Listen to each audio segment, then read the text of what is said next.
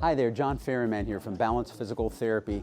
Again, to talk to you today about our company's core values. The acronym we have for ours is STRONG, S-T-R-O-N-G. Today I'm going to talk about core value number 2, the T, team leadership. What does it mean and what does it look like? And why is it important?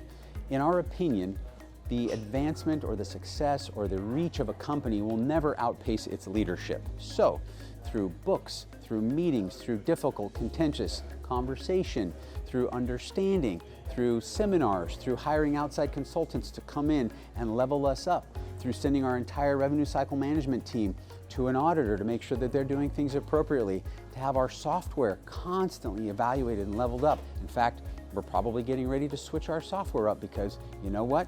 The entire profession is moving in a very unique direction with lots of AI tools and lots of things that will save our team time.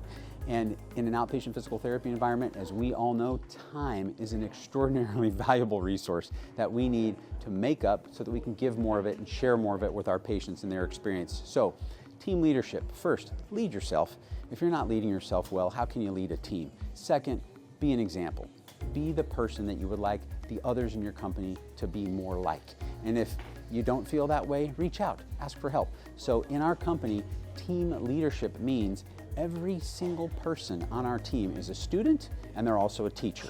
That's essentially what it means. I can learn from anybody, okay? And as the founder and CEO, that's important because if I bring that attitude, everybody else brings that attitude. We can teach to anyone and we can learn from anyone else. We just have to have that frame of mind. So, if you're not in a leadership frame of mind, get in one because the success of your company depends on it. It will never outpace the development of your leadership. Thanks for listening.